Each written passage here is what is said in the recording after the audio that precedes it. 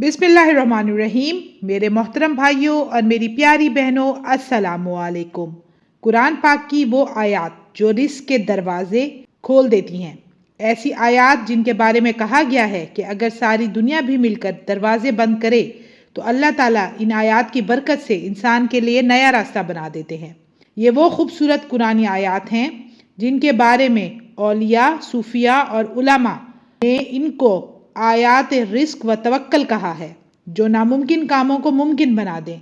जी हाँ, तो मैं बात कर रही हूँ सूरत तलाक की आयत नंबर 2 और 3 की।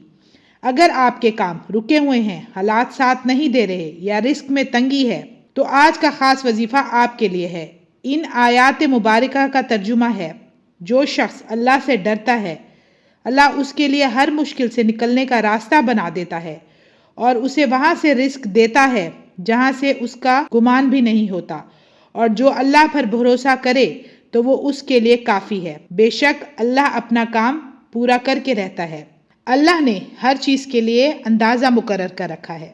ये आयत हर तरह की रुकावट, तंगदस्ती, बेरोज़गारी, कर्ज या कामों में आसानी के लिए पढ़ी जा सकती हैं। वजीफ़ा ये है कि वज़ू करके किसी भी पाक साफ जगह पर बैठे, अव्वल 11 बार दरूद इब्राहिमी पढ़ें, फिर सूरत तलाक की आयत नंबर 2 और 3 को 41 बार पढ़ें, फिर आखिर में 11 बार दरूद शरीफ पढ़ें, फिर अल्लाह से खुशू और खुजू के साथ अपनी हाजत मांगे। ये अमल मुसलसल 7 दिन करें। बेहतर है कि फजर या इशा के बाद किया जाए, वरना किसी भी वक्त कर सकते हैं। याद रखें, जो दिल अल्लाह पर यकीन के साथ इन आयात को पढ़ता है, अल्लाह उसके लिए वहां से रास्ता बना देता है जहां से उसे गुमान भी नहीं होता।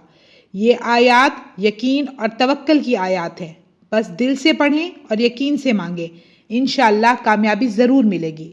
तो व्यूअर्स, मुझे दीजिए इजाज़त। इंशाअल्लाह मैं फिर हाजिर होंगी। अपना ढेर सारा ख्याल रखिएगा, दुआ में याद रखिएगा। अल्लाह हाफिज़।